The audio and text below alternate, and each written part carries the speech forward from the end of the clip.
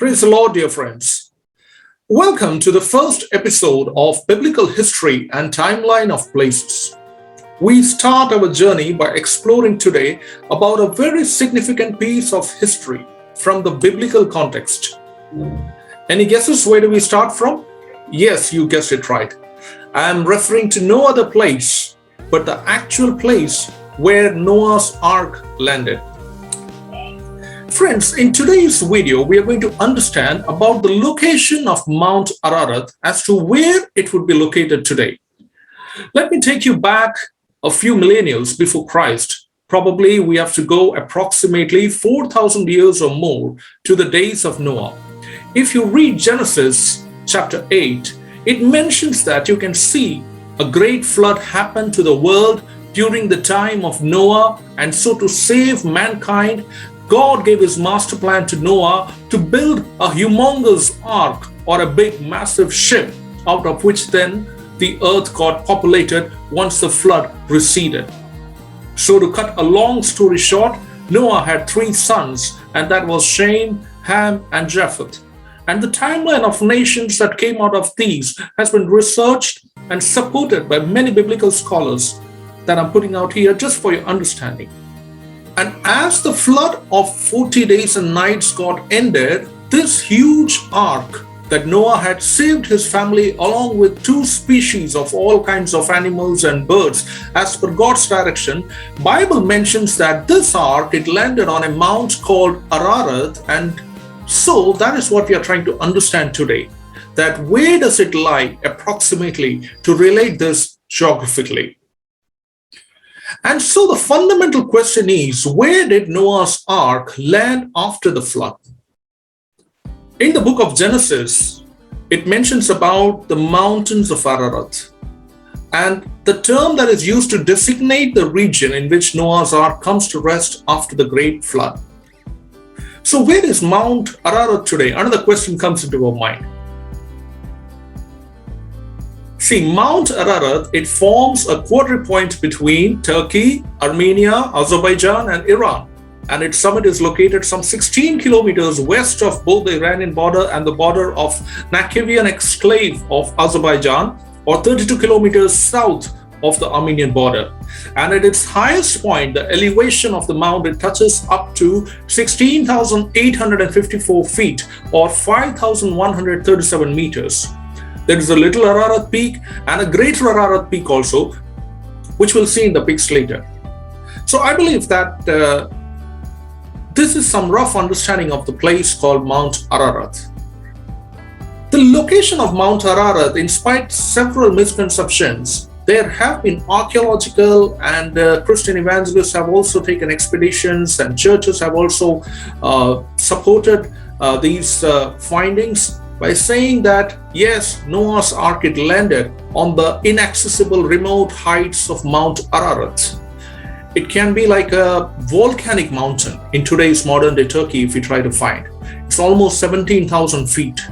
Now, the book of Genesis does not say that the ark landed on Mount Ararat, but rather on the mountains of Ararat. That goes to say that it can be a mountain wherein there's a region, a range, a plateau, or a region surrounding several peaks. So these are some pics for you to see. I have shown over here. Above left, we see modern Ararat in modern day Turkey. And you get an idea how impracticable it would have been to try to land the Ark of Noah on it. And above right, we see the mountain 17 miles south of Mount Ararat where the ark actually first came to rest. And the impression it left is that it slid down the mountains 100 years later. So the exact place would have moved. During the many researches, churches and archaeologists have taken, and pieces from the ark have also been discovered. It goes to say that the Noah's Ark is not a grand piece of mythological history alone, but it's a glorious historical event which is true in nature, and it ultimately saved mankind from total destruction as well. So let us try to understand Mount Ararat. What does it mean for the people of Turkey? It's actually in the territory of the Republic of Turkey today, and it's the highest peak in all of Turkey. Nowadays, it has some military installations, and it's also a large tourist destination for visitors of Turkey, which you can get a visa, and with permissions, you can visit those places over there. What about the people of Armenia? It's heavily tied to the Christian flood and Armenia's association with it. It's visible from many regions of the modern Republic of Armenia, especially its capital of Yerevan that you see in the background here.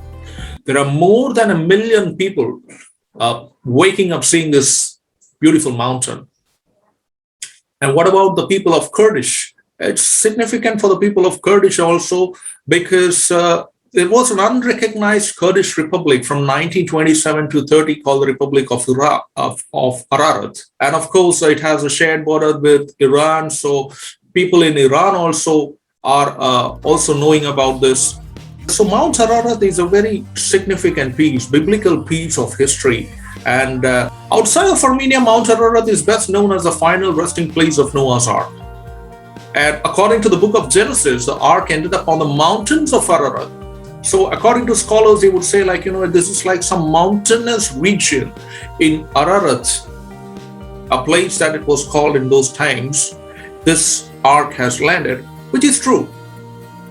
And man is in constant pursuit of this truth. And so in recent times, we can see that the Noah's Ark has been recreated. It's been recreated in Kentucky, USA by the remarkable Christian apologist, the founder and CEO, Dr. Ken Ham of the Ark Encounter, to help people believe that the Ark existed, contrary to what many other atheists think. In fact, we can all believe that the Ark of Noah was built inspired by God himself. And because you can believe on the Ark of Noah, then you can also believe on a place called Mount Ararat, because that's where the Ark landed.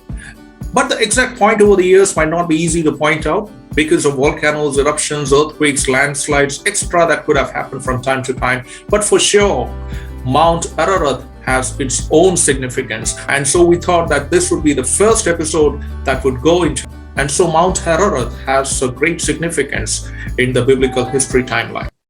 But the degree of significance from one nation to another can vary.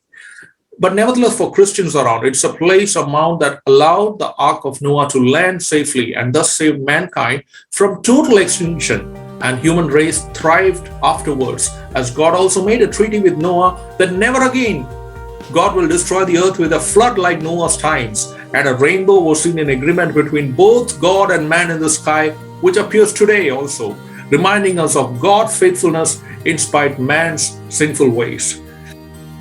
So I hope you have found this video useful and have been able to understand about the timeline of biblical history and its significance. Thank you for watching, and we'll be back soon with another interesting place to explore again. Meanwhile, please subscribe this channel and do share it to your friends around as well, so that they can know the truth of the Bible.